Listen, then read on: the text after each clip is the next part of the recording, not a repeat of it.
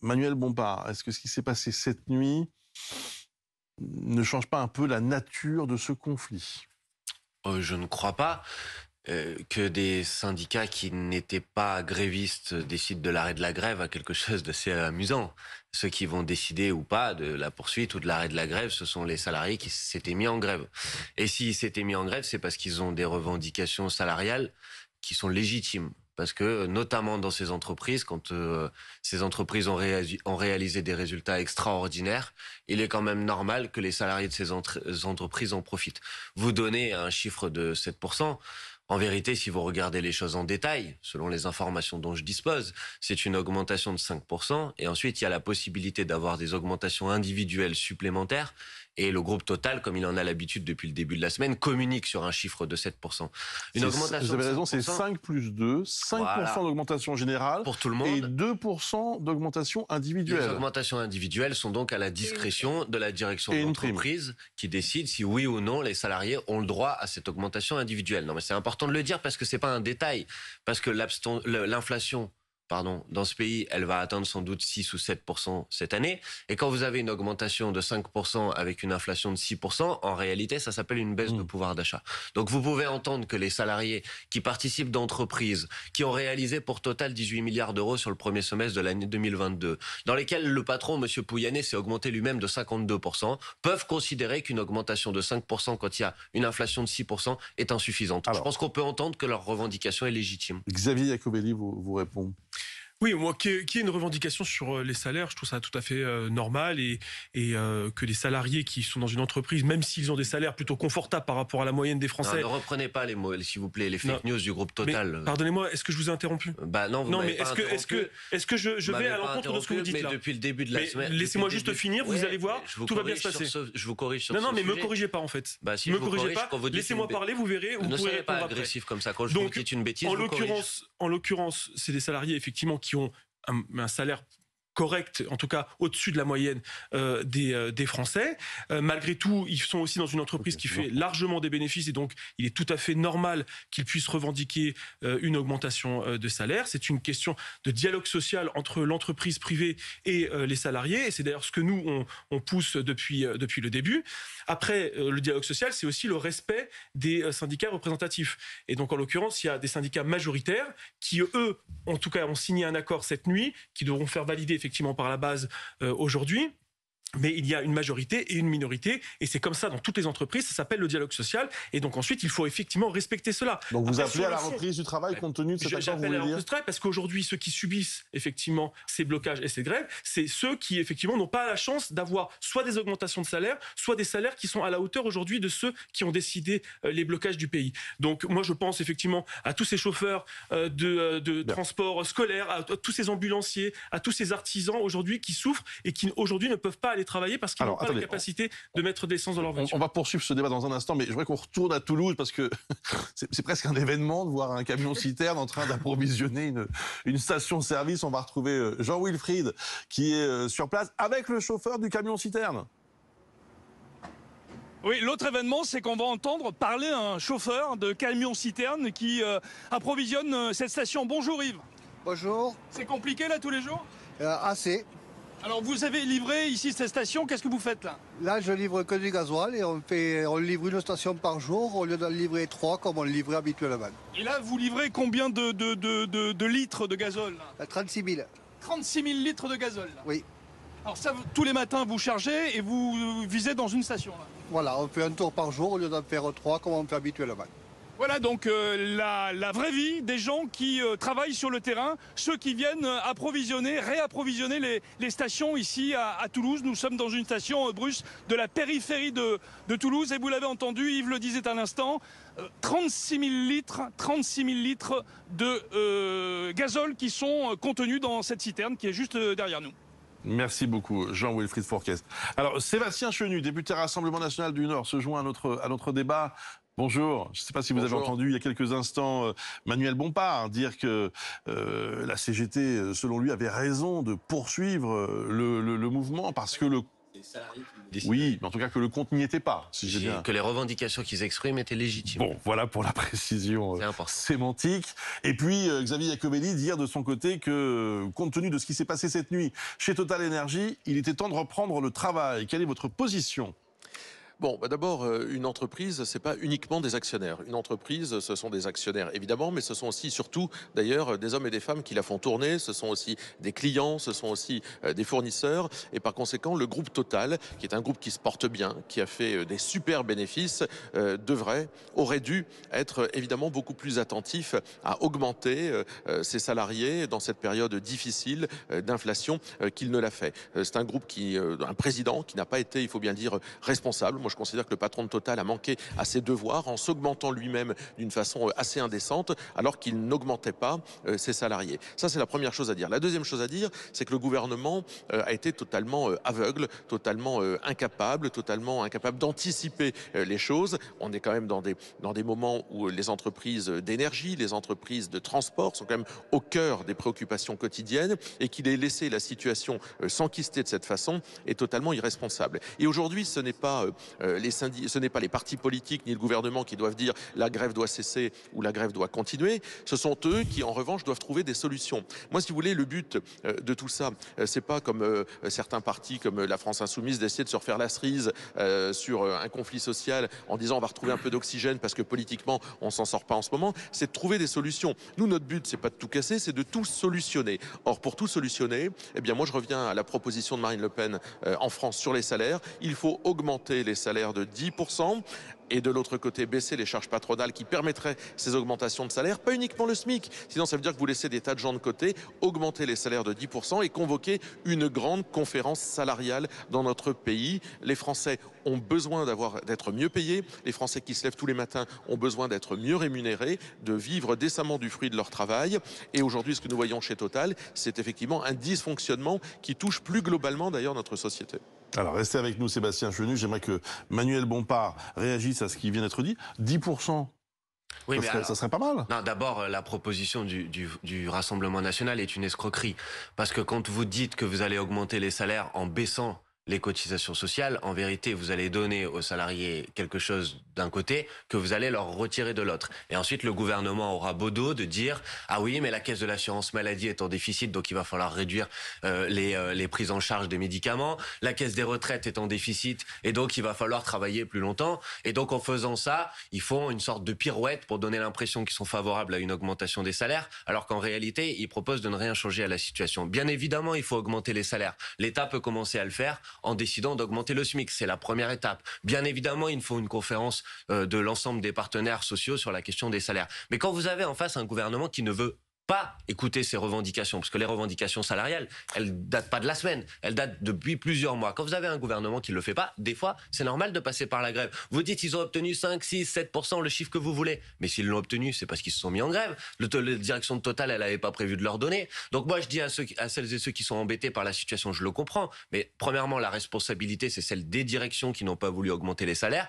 Et deuxièmement, si les raffineurs obtiennent les augmentations de salaire qu'ils sont en train d'obtenir, vous aussi vous pourrez ensuite en profiter en réclamant des augmentations de salaire dans vos entreprises. J'aimerais qu'on s'arrête un instant, en effet, sur la réaction du gouvernement, qui a semblé, au minimum, à contretemps, voire déconnecté, Xavier Iacobelli, dans cette affaire. Est-ce que vous reconnaissez que ça n'a pas été la meilleure gestion du siècle ?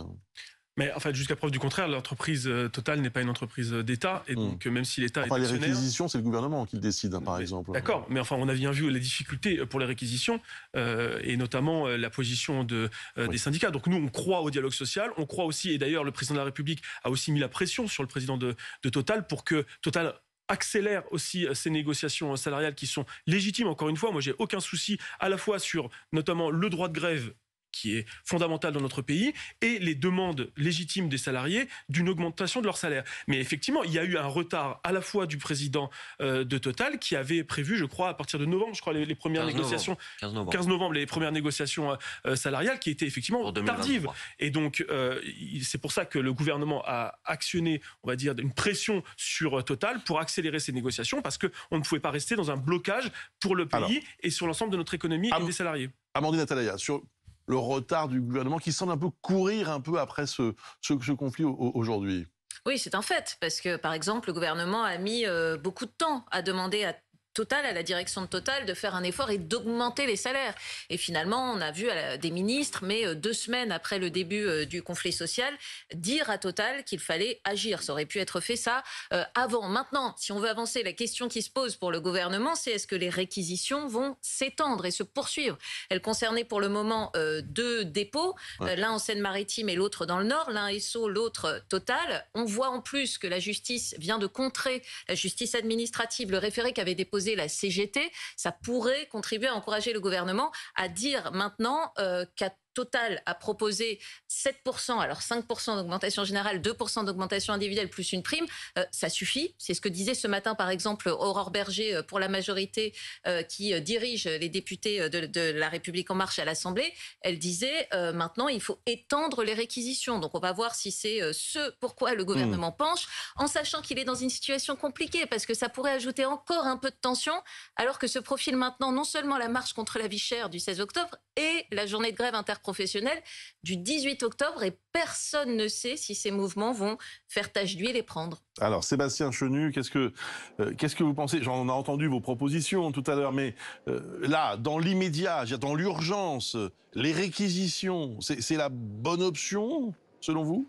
Alors, les réquisitions, c'est quand on a tout essayé et que rien n'a fonctionné. Donc moi, je suis réservé. Alors, réquisitionner pour d'abord tout ce qui est prioritaire, la santé, etc., je n'y vois pas de problème. On ne peut pas laisser la France se faire bloquer. Mais je pense qu'on n'a pas encore fait le tour de ce qui pouvait être fait. Je note que la France Insoumise vient de valider notre idée d'une conférence sur les salaires. J'y suis sensible. Ce serait bien d'ailleurs qu'ils viennent un peu le faire à l'Assemblée nationale et qu'ils siègent de temps en temps, parce que c'est ici que ça se passe. Hein. C'est pas uniquement sur le plateau de BFM TV. Mais je pense qu'il faut aller aussi vers une taxe sur les super profits.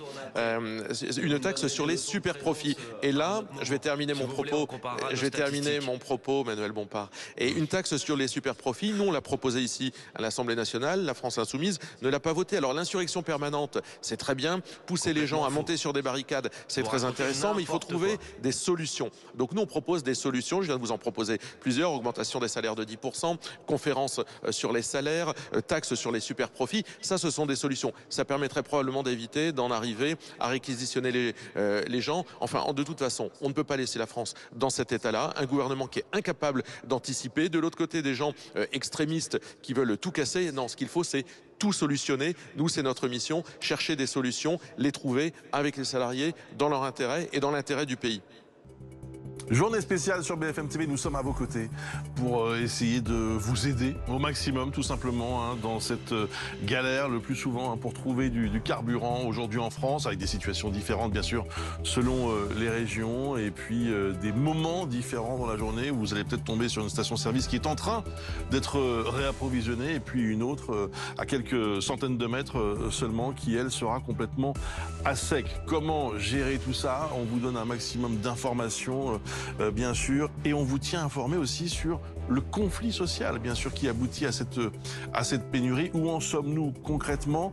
On va aller à Donges tout de suite, en Loire-Atlantique, retrouver Boris Karlamov qui se trouve à la raffinerie Total Énergie, où un rassemblement est organisé ce matin. Le site, bien sûr, est en grève puisque l'ensemble des sites de Total a vu la grève reconduite ce matin. Il y a des élus de la NUPES notamment qui sont venus apporter leur soutien aux grévistes.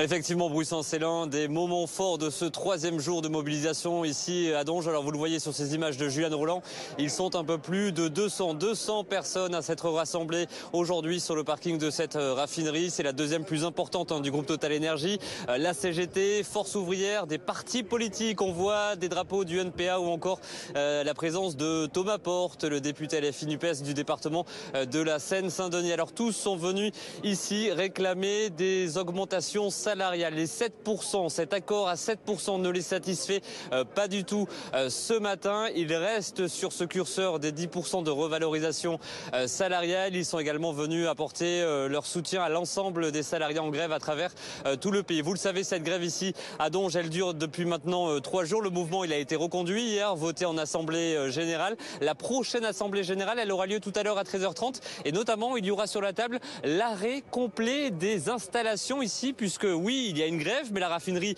qui se situe à ma gauche, eh bien, elle continue de tourner. Il n'y a pas de point de blocage, pas de palettes qui brûlent. Bref, le mouvement continue ici en Loire-Atlantique. Prochain rendez-vous, 13h30 pour cette nouvelle Assemblée Générale. Merci beaucoup Boris Karlamov. On essaie aussi de voir, je vous le disais, comment vous pouvez trouver de l'essence aujourd'hui. Damien Gourlet en voiture, en région parisienne, à Bondoufle précisément, c'est dans l'Essonne, à la recherche d'une station-service ouverte. Alors Damien, où en êtes-vous? Et je crois que vous avez eu un petit souci ce matin. Oui, alors, oh, il y en a qui ont dénoncé. Oui, parce qu'en fait, on a fait un peu les malins tout à l'heure en vous disant qu'on cherchait du gasoil parce qu'on doit aussi remplir la voiture de reportage qui s'approche dangereusement de la réserve. Et dans la plupart des stations qu'on croisait, du gasoil, il y en avait. Donc on a fini par s'arrêter, puis on s'est aperçu qu'en fait, la voiture roulait au sans-plomb. Voilà. Alors, la bonne nouvelle que j'ai à vous proposer, c'est derrière moi, le totem. Au moins ici, il y a de tout, parce que je peux vous dire que dans le sud de Paris, c'est surtout donc du gasoil qu'on trouve, ou alors des stations qui sont complètement à sec. Et donc, ça veut dire que bientôt, dans cette file qui est là derrière nous, là, ça c'est la moins bonne nouvelle, on va dire. Et il y aura la voiture blanche, la C3 blanche de BFM TV qui va aller s'installer dans quelques minutes. Je dis moins bonne nouvelle plutôt que mauvaise nouvelle parce qu'en fait on est quand même très loin, Bruce, il faut le reconnaître. Des files d'attente très longues qu'on a pu voir à droite à gauche. On va dire qu'ici il y en a pour une heure. Il y a Cyril qui est là, qu'on va aller déranger 2 secondes, qui est dans sa voiture parce que Cyril s'approche. Voilà, il est au téléphone. Ouais. Pardon de vous déranger, Cyril. Combien de temps d'attente? Là, on va dire un peu plus de 35 minutes. 35 minutes. Oh, ça passe. Oui, ça passe. Vous en êtes où, question jauge? Un peu moins de la moitié. Bon, nous on va avoir, alors ce sera sans doute un peu plus que 35 minutes parce que ça s'est bien chargé depuis. Quel conseil pour occuper le temps? Qu'est-ce que vous avez fait, vous? Je vous dis, comme je vous ai dit tout à l'heure, j'écoute RMC. Voilà, les grandes gueules. Les grandes gueules Voilà. avec Marshall et Truchot. Voilà, Oui. tout à fait. Bon, ça se rapproche. Un mot quand même, les prix, là, vous avez vu un peu combien ça coûte au litre? Moi, je trouve ça un peu aberrant, quoi. C'est fou, hein. Moi, j'étais, même pour la mienne personnelle, j'en ai mis chez Intermarché. Et il y a 3-4 jours, elle était à 1,99 et elle est passée à 2,023, quoi. Moi, je trouve ça un peu aberrant, quoi. C'est spectaculaire. Et vous me disiez tout à l'heure, vous êtes plutôt fataliste en tout cas pour cette. Il n'y a rien d'autre à faire. Hein. De toute façon, on n'a pas le choix, donc on attend. Et nous, on attendra tout à l'heure. Merci beaucoup, Cyril. Bonne journée. Bon courage. Voilà, Cyril en plus, et qui transporte des personnes à mobilité réduite. Et donc, il y a plusieurs voitures dans la flotte qu'il faut aller remplir régulièrement. Donc, c'est un vrai boulot. Ce matin, il a pris comme ça 1 heure de son temps pour aller faire le plein. Et bientôt, c'est à nous, Bruce. Merci beaucoup. Alors ne vous trompez pas ce coup-ci. Faites attention dans le. On sera très vigilants. Alors Manuel Bompard, vous vouliez dire quelque chose avant qu'on reprenne le débat par rapport à ce que disait Sébastien Chenu? Pas polémique avec le Rassemblement national en permanence, non. Mais se faire passer aujourd'hui comme étant ceux qui veulent l'augmentation des salaires, alors qu'au mois de juillet, quand nous avons proposé par un amendement l'augmentation du SMIC et qu'ils ont voté contre, je trouve ça assez fort de café. Voilà. Pour le reste, je les laisse à leurs inventions et à leurs fantasmes. Et en ce qui me concerne, je pense que quand on n'obtient pas des choses par la loi, il est normal que les salariés décident de se mettre en grève, que bien évidemment ça a un impact sur la vie des gens et que c'est désagréable, je le comprends, mais qu'ensuite il faut savoir pourquoi on en est là. Et pourquoi on en est là, c'est parce qu'on a une direction, notamment de Total, qui a refusé de négocier pendant plusieurs semaines et qui aujourd'hui met sur la table des propositions de revalorisation qui, de mon point de vue, sont insuffisante. Est-ce que c'est le point de départ d'une grogne sociale qui pourrait prendre de l'ampleur? Il y a un appel à manifester mardi. Qu'est-ce que vous souhaitez, vous? Dimanche, évidemment. Ça, c'est la manif de la France Insoumise. Écoutez, d'abord, ce qu'il faut observer, ça c'est factuel, c'est que la décision de réquisition qui a été prise par Elisabeth Borne, loin de favoriser la sortie du conflit, elle l'a aggravé. Vous étiez à Donge tout à l'heure. La raffinerie de Donge n'était pas en grève avant la décision de réquisition et a fait le choix de se mettre en grève au lendemain de cette décision de réquisition. Et on voit bien que le mouvement de grève, il s'étend dans d'autres secteurs. On a parlé des salariés des centrales nucléaires. Il y aura des grèves mardi, normalement, dans le secteur des transports. Donc c'est un mouvement de grève qui, lui, va s'élargir. Inversement, M. Bompard, Port-Jérôme et le dépôt de Dunkerque commencent à approvisionner à nouveau des stations-service. Si les salariés ont considéré qu'ils obtenaient la satisfaction de leurs revendications, il est légitime qu'ils décident d'arrêter la grève. Moi, c'est pas moi, je suis pas là, je décide pas à leur place. Moi, vous savez. Pour le reste, la question c'était de savoir si le mouvement s'étend. Oui. Je dis oui, il va s'étendre, et je pense qu'il est nécessaire qu'il s'étende pour que les négociations salariales aient lieu dans l'ensemble des entreprises et que les revalorisations salariales concernent l'ensemble de la population. Pour ça, il y a 2 événements importants. Dimanche, à partir de 14h, place de la Nation, la marche que nous organisons, la NUP, avec des associations, des syndicats, d'autres formations politiques. Et puis mardi, effectivement, une journée de grève interprofessionnelle qui s'annonce. Avant d'entendre Xavier Iacovelli sur ce point précis, Benjamin Dubois est avec nous. Est-ce qu'on se dirige vers une contagion du mouvement? C'est ce qu'indique une note du renseignement territorial.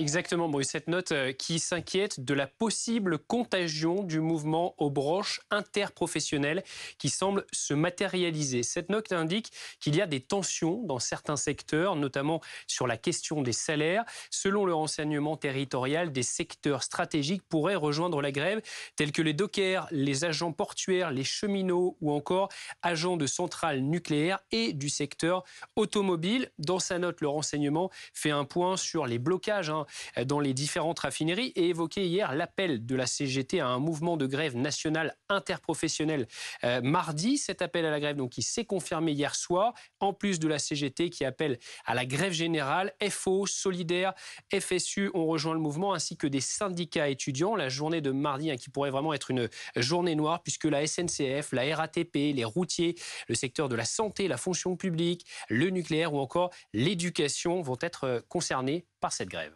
Merci beaucoup, Benjamin. Alors, Xavier Iacovelli. Oui, non, juste pour répondre à M. Bompard, c'est vrai que c'est révélateur ce que vous venez de dire. C'est ce qu'on n'obtient pas par la loi, on l'obtient par la grève. Et ce que d'ailleurs Clémentine Autain disait que ce qu'on n'obtiendrait pas dans les urnes, on l'obtiendrait dans la rue. Et en fait, le problème, c'est que vous vivez dans l'espoir romantique de l'embrasement de la société. Mais en fait, ce romantisme, il a un coût. Il a un coût, c'est la galère pour tous. Et en fait, je pense qu'aujourd'hui, moi je crois au dialogue social. Le dialogue social, il a eu lieu. Il a eu lieu à Exo. Il a eu lieu cette nuit à Total. Il y a des négociations qui ont eu lieu avec des représentants syndicaux qui sont majoritaires. Ils sont majoritaires. Mais je sais que vous avez du mal avec le problème de la majorité et de la minorité. Mais en l'occurrence, là, c'est un accord majoritaire avec les syndicats. Minoritaire à l'Assemblée nationale. Jusqu'à preuve du contraire, vous êtes minoritaire également. Oui, bien sûr. Nous, on a une majorité relative, mais vous avez une minorité effective. Mais moi, je le conteste pas. Mais pourquoi vous dites que vous avez un problème? En l'occurrence, il y a un accord. Donnez votre point de vue. Il y a un accord majoritaire. Il y a un accord majoritaire qui a été signé aujourd'hui, qui devra être confirmé effectivement par la base, comme on l'a dit tout à l'heure. Mais aujourd'hui, vous voyez bien que les négociations ont abouti. Non. Peut-être qu'elles vont pas à la hauteur de ce que vous voulez, vous et la CGT, mais en l'occurrence, de le décider. Mais arrêtez, vous savez très bien que vous poussez, vous êtes sur les piquets de grève. Bien sûr, je le soutiens quand je l'ai dit. Mais vous êtes lié avec la CGT et c'est très bien, j'ai pas de problème avec ça. Mais aujourd'hui, assumez le fait que vous poussez à la grève. Vous faites votre commerce, comme le Front National d'ailleurs. Vous faites votre commerce quand le pays va mal. Faites pas dire aux autres ce qu'ils pensent, ça sert à rien de faire ça. Mais moi je vous dis ce que je pense. Bah voilà, mais me dites pas, vous pensez que... Vous faites votre commerce quand le pays va mal. Je vais vous répondre clairement. Laissez M. Bompard vous répondre. Moi je vais vous répondre clairement. Les revendications salariales qui s'expriment dans la société, aujourd'hui, elles sont légitimes. Est-ce que j'ai dit le contraire? Oui, mais... J'ai pas dit le contraire. Non, d'accord, vous dites pas le contraire. Moi je crois au dialogue social pour négocier les salaires. Très bien, vous dites pas le contraire, mais la décision que prend le gouvernement, c'est de réquisitionner les salariés, c'est pas de réquisitionner... Quand il y a un blocage. Écoutez, laissez-moi terminer. C'est de réquisitionner les salariés, c'est pas de réquisitionner les super profits Total pour l'instant. Donc vous avez choisi votre camp. Mais Monsieur Bompard, vous mentez. Vous savez très bien. Vous savez très bien, vous connaissez la question européenne. Nous avons, à l'initiative de la France, voté le 30 septembre dernier une taxe exceptionnelle de 33% sur les superprofits, justement, de tous ces énergéticiens. Le pétrole, le gaz, la raffinerie. Vous savez très bien aujourd'hui que le Conseil a voulu effectivement mettre ça en place pour les profits de 2022. Alors arrêtez. Et nous devons confirmer dans un vote par un amendement du gouvernement. Donc c'est pas voté, vous êtes d'accord? S'il vous plaît. Oui, parce qu'on doit le faire ratifier par les États membres. Alors, monsieur Iacovelli, laissez M. Bompard finir sa phrase, s'il vous plaît. Au projet de finance, que j'espère que vous voterez, puisque c'est un amendement du gouvernement pour taxer les super profits. S'il vous plaît, laissez-le finir sa phrase. Si le gouvernement décide de taxer les super profits, ce que je sais pour l'instant, c'est ce qui a eu lieu, parce qu'il va avoir lieu demain. Et ce qui a eu lieu, c'est qu'au moment où la NUP, au mois de juillet, a déposé des amendements pour introduire en France une taxe sur les super profits, vous, votre majorité, Oui. a voté contre. Mais Est-ce que je suis en train de mentir, mais monsieur? vous avez raison. Bon, mais parce donc que je c'est à dis l'échelle la européenne vérité. que ça se joue, Donc, monsieur, vous le savez très bien. mais ça, c'est votre si nous point de taxons vue. en France, Mais si ça, nous c'est taxons en votre France point de vue. et qu'on Mais délocalise, me dites pas en que vous avez Allemagne. fait, que vous les avez Arrêtez. taxés puisque vous l'avez pas fait. Vous avez des raisons, Je des viens de vous dire le arguments pour le contraire. faire. Je viens de vous dire le donc contraire. Nous avons maintenant, décidé à laissez-moi l'échelle terminer. européenne. Oh là Bon, là, on mais parle. c'est difficile de discuter avec vous.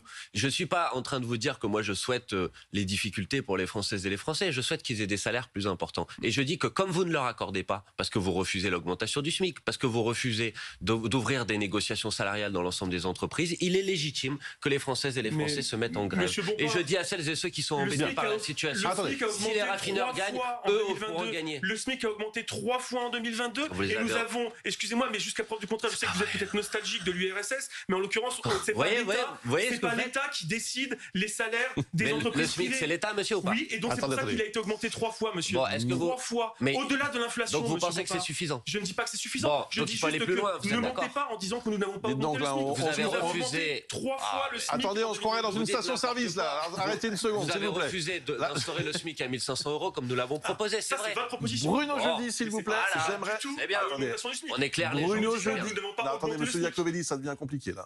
Bon, Bruno Jeudi. Est-ce que vous n'avez pas l'impression de revivre quelque chose que nous avions vécu ensemble, souvenez-vous? Le début. Bon, évidemment, vous allez me dire, mais non, tout est différent, etc. Mais un peu le début des Gilets jaunes, avec un gouvernement qui a du mal à saisir peut-être ce qui est en train de se passer dans l'opinion, et puis quelque chose qui est en train de se cristalliser, mais d'une façon un peu inattendue. Enfin, est-ce que vous trouvez des points de comparaison? Oui, forcément. Surtout que vous pouvez ajouter à ce tableau que c'est aussi la question de la voiture. La question de l'augmentation. À l'époque, c'était la taxe carbone. Là, cette fois-ci, c'est les automobilistes qui sont privés d'essence par une grève dans les raffineries et chez Total Énergie singulièrement. Donc oui, le tableau que vous décrivez, c'est un peu celui qui sous-tendait, qui était au début, qui a provoqué ce mouvement des Gilets jaunes. Et effectivement, il y a un risque de gilet jaunisation, sauf si il y a une porte de sortie qui est confirmée chez Total Énergie. Ça va jouer un peu dans la journée, en tous les cas les heures qui viennent. On voit bien les deux tendances.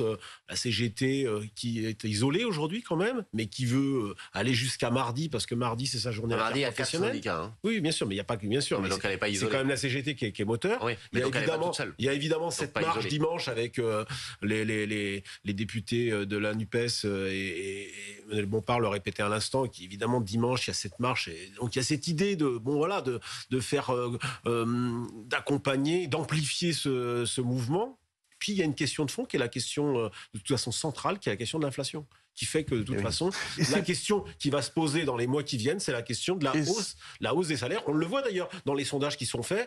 Les gens sont d'accord trouvent légitime la question de la hausse des salaires, ils sont pas d'accord avec le blocage, et donc voilà. Et à mon avis, cette question de l'inflation va être centrale dans les mois qui viennent. Les mois qui viennent. Ça dépend. Oui, ça va dépendre, du soutien ou pas des Français dans l'ensemble, parce que pour le moment, il n'est pas du tout acquis le soutien des Français à ce mouvement, parce que c'est extrêmement partagé. La différence avec les Gilets jaunes, c'est vrai. Ouais. C'est extrêmement partagé. C'est vrai que les Gilets jaunes, massivement, dès le début, à peu près 3/4 des Français. Il y avait eu un soutien, c'est ça, d'à peu près 3/4 des Français. Là, on est sur à peu près... La moitié, la moitié, ça dépend. 42% des Français, voilà, qui approuvent la mobilisation selon le sondage ELAB de Bernard Sananès, et 40% des Français tout de même qui ne soutiennent pas ce mouvement. Donc, vous voyez, on part d'assez loin. Il ne semble pas pour l'instant qu'on soit sur une contagion évidente. Donc, on voit bien que plusieurs syndicats poussent. Franchement, c'est le moment ou jamais, puisque la CGT a quand même marqué des points. C'est-à-dire qu'elle a tordu le bras de Total, qui ne cesse de proposer des chiffres de plus en plus hauts. Le gouvernement s'est pris les pieds dans le tapis, a mal géré ce mouvement, donc ils espèrent aussi là enfoncer un coin. Maintenant, il va falloir voir si les Français s'identifient un peu ou pas à ce mouvement, parce qu'il est vrai que beaucoup d'entre eux le regardent en se disant, certes, nous aimerions des hausses de salaire, mais si on nous proposait 7% par exemple, on serait déjà déjà très heureux. Il y a beaucoup d'entreprises où aujourd'hui, les salariés ne se voient strictement rien proposer. SNCF, c'était 4, Air France, c'est 5, donc on voit bien. Mais c'est vrai qu'il n'y a pas quand même l'idée qu'une grève générale puisse être enclenchée aujourd'hui. Alors après, il faut toujours se méfier, mais pour l'instant, voilà, tous les Français sont plutôt en train de se demander comment ils vont remplir leur réservoir. L'une des conséquences de ce conflit, Benoît Gallarès, c'est qu'il y a une sorte d'opération transparence. Des internautes révèlent sur les réseaux le montant exact de ce qu'ils gagnent et de leurs primes, d'ailleurs.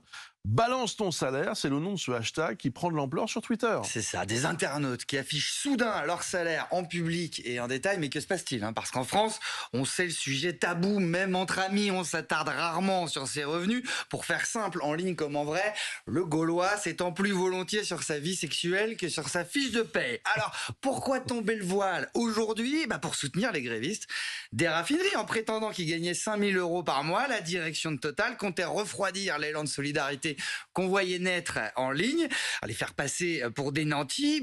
Raté, les syndicats contestent ce chiffre. Chez Total, on tournerait plutôt autour de 2 300 €. Et encore, disent-ils, en comptant les primes de pénibilité et de week-end. C'est Fabien Roussel qui prend même l'exemple d'un de leurs salariés qui touche 1 366 €. On est loin des 5 000. Pour atteindre 1 500 déjà, il doit compter sur la CAF et la prime d'activité, pendant que son patron distribue 2,5 milliards de dividendes et s'augmente de 52%. Et il faudrait qu'il se taise, harangue le leader communiste sur Twitter. Même Julien Drey reprend ce mot dièse à son compte, le publie pour ses 42 000 abonnés. Bon, sauf que là, le socialiste, comme lui fait remarquer un internaute, n'a pas vraiment compris le principe de ce jeu en ligne, puisque dans son tweet, Julien Drey, on a beau chercher, n'indique pas son salaire actuel, seulement le hashtag qui invite les autres à le faire. Oui. Les internautes, eux, se jettent à l'eau. Métier, ancienneté, prime, ils détaillent leur situation professionnelle pour en finir avec les rumeurs et les faux semblants. Je suis jardinière pour la ville de Paris, je gagne 1 520 € net par mois, je soutiens les hausses de salaire, commence Adèle. L'idée, c'est de prouver qu'il y a comme un souci dans le partage des richesses, 40 ans d'austérité salariale pendant que les dividendes explosent, qui est devenue la fameuse valeur travail. Et comme en ligne, cette impression que c'est plus elle qui rapporte, même chez les mieux lotis. Il y a cet ingénieur de 61 ans, 7 000 bruts par mois, qui se dit fier de payer ses impôts et affiche son soutien à la grève en cours. Il y a quand même beaucoup qui osent franchir le pas, mettre un chiffre sur leur activité, c'est plus qu'instructif. Il y a ce policier qui dit toucher 2 300 € après 24 ans de métier, opérateur téléphonique 1 500, enseignante à 2 000 € en fin de carrière, même tarif pour une infirmière, 4 000 pour un entrepreneur, mais ça fluctue, dit-il. Un éboueur à 1 300 net, 50 € de plus pour un éducateur, une aidante pour enfants handicapés qui galère avec ses 850 € mensuels, un conducteur de train 1 900 brut, une caissière 1 000, un bac+5 qui émerge à 1 400. Tout, vous saurez tout sur les profils, les vrais, les faux, les laids, les beaux. Premier effet, à se comparer ainsi, les internautes réalisent que si certains se gavent, en tout cas, ça semble pas être les salariés. Quelques réserves tout de même sur ces chiffres balancés ainsi. Hors contexte, ça peut aussi être aussi trompeur que les moyennes que diffusait la direction de Total. Oui, c'est Nora qui le souligne. Tout dépend dans quelle ville on habite. Forcément, loyer, mensualité, nombre de personnes à charge dans le foyer, avec 2 000 €, on ne vit pas pareil à Périgueux qu'à Neuilly. Quid encore des autres revenus possibles dont on ne parle pas là, locatifs, actions, patrimoine, héritage, ou plus anecdotique encore, c'est Julien qui explique: j'ai déménagé près de mes parents qui ont pu garder mes enfants, j'ai fait d'énormes économies de nounou, j'ai beau avoir un plus petit salaire qu'avant, dit-il, je vis beaucoup mieux. Donc soyons clairs, qualité de vie, ça se résume pas au salaire, mais avouons-le, ça joue quand même beaucoup. Donc puisque ça nous travaille, et pour terminer, pour nous situer dans ce bazar, les chiffres officiels de l'INSEE pour conclure, on parle ici en net et en équivalent temps plein, secteur public et privé confondu. Le salaire médian, c'est 2 500 €. Ça veut dire la moitié des Français gagnent plus et l'autre moitié gagne moins. C'est plus parlant que les moyennes. 10% seulement du pays toucherait plus de 4 000 € et moins d'un tout petit pourcent seulement atteindrait les 10 000, les frôlerait même seulement. Voilà, de quoi y voir un peu plus clair, qu'on participe ou pas à ce grand déballage en ligne, Bruce. Merci.